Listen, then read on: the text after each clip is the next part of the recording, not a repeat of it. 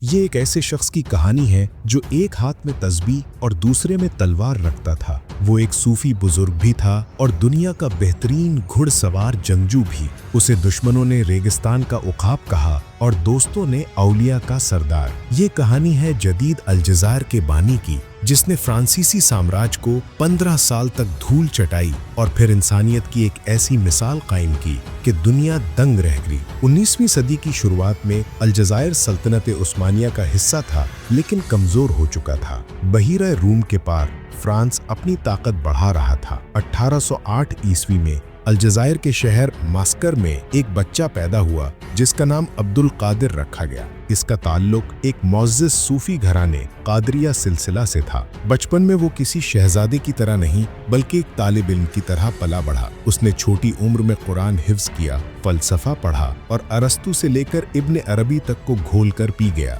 لیکن اس کا باپ جانتا تھا کہ آنے والا وقت قلم کا نہیں تلوار کا ہے، اس لیے عبد القادر کو گھڑ سواری اور تلوار بازی کی ایسی تربیت دی گئی کہ وہ چلتے گھوڑے پر کھڑے ہو کر نشانہ لے سکتا تھا۔ 1830 میں فرانس نے الجزائر پر حملہ کر دیا۔ فرانسیسی فوج جدید توپوں اور ہزاروں سپاہیوں کے ساتھ آئی۔ الجزائر کا عثمانی گورنر ڈے فوراً ہار گیا اور ہتھیار ڈال دیے۔ ملک میں افراتفری مچ گئی۔ قبائل کو ایک لیڈر کی ضرورت تھی۔ سب کی نظریں عبد القادر کے بوڑھے والد محی الدین پر تھیں، لیکن انہوں نے کہا کہ یہ وقت میرا نہیں، میرے بیٹے کا ہے۔ 1832 میں صرف 24 سال کی عمر میں عبد القادر کو قبائل نے اپنا امیر یعنی کمانڈر منتخب کر لیا۔ ایک نوجوان صوفی جس نے کل تک صرف کتابیں دیکھی تھیں، اب دنیا کی سب سے طاقتور فوج یعنی فرانس کے سامنے کھڑا تھا۔ امیر عبد القادر جانتا تھا کہ وہ کھلے میدان میں فرانسیسی توپوں کا مقابلہ نہیں کر سکتا، اس لیے اس نے ایک نئی جنگی چال ایجاد کی، گوریلا وار یعنی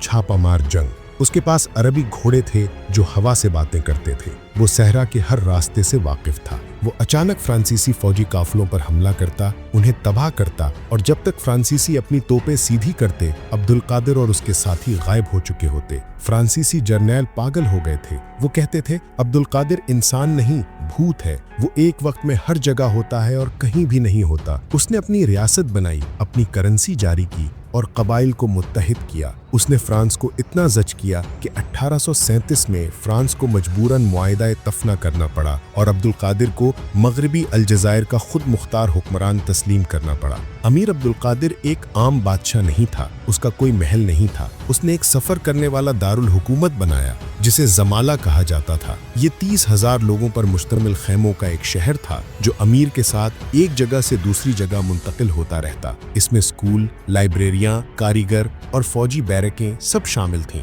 وہ گھوڑے کی پیٹھ پر بیٹھ کر حکومت چلاتا تھا۔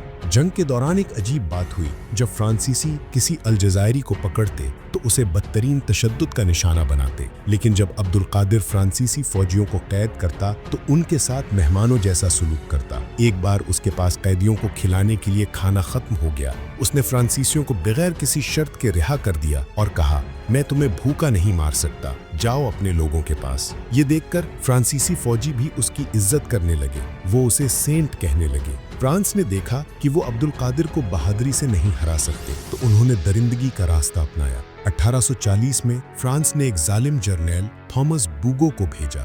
بوگو نے جھلساتی ہوئی زمین یعنی اسکارچڈ ارتھ کی پالیسی اپنائی۔ اس نے عبد القادر سے لڑنے کے بجائے الجزائر کے عوام کو نشانہ بنایا۔ اس نے دیہات جلا دیے، فصلیں تباہ کر دیں، مویشی مار دیے اور کنوؤں میں زہر ڈال دیا۔ 1843 میں اس نے اچانک حملہ کر کے امیر کے چلتے پھرتے شہر زمالہ کو تباہ کر دیا۔ اب عبد القادر کے پاس نہ کھانا تھا نہ پناہ گاہ، اس کے لوگ بھوک سے مر رہے تھے۔ 1847 میں اپنے لوگوں کی نسل کشی کو روکنے کے لیے اس عظیم مجاہد نے ہتھیار ڈالنے کا فیصلہ کیا۔ اس نے کہا، میں اپنی انا کے لیے اپنے لوگوں کو ذبح نہیں ہونے دوں گا۔ فرانس نے اسے قید کر لیا، لیکن بعد میں نیپولین سوئم نے اس کے کردار سے متاثر ہو کر اسے رہا کر دیا اور وہ سلطنت عثمانیہ کے شہر دمشق یعنی سیریا میں جلا وطن ہو گئے۔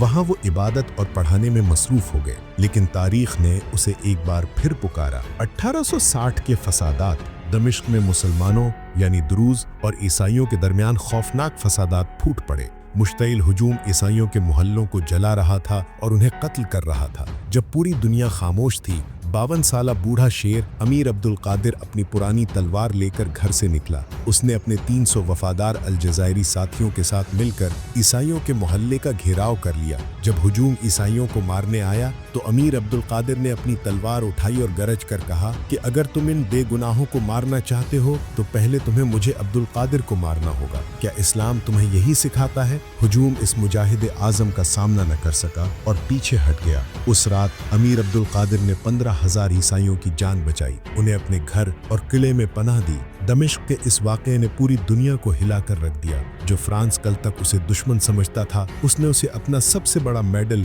लीजन ऑफ ऑनर दिया। अमरीकी सदर अब्राहम लिंकन ने उसे तोहफे में 2 बेहतरीन पिस्तौल भेजे और उसे इंसानियत का हीरो करार दिया। मलिका विक्टोरिया, पोप और रूस के जार ने उसे खराजे तहसीन पेश की। 1883 में दमिश्क में इस अजीम इंसान का इंतकाल हुआ, उसे वहीं दफन किया गया।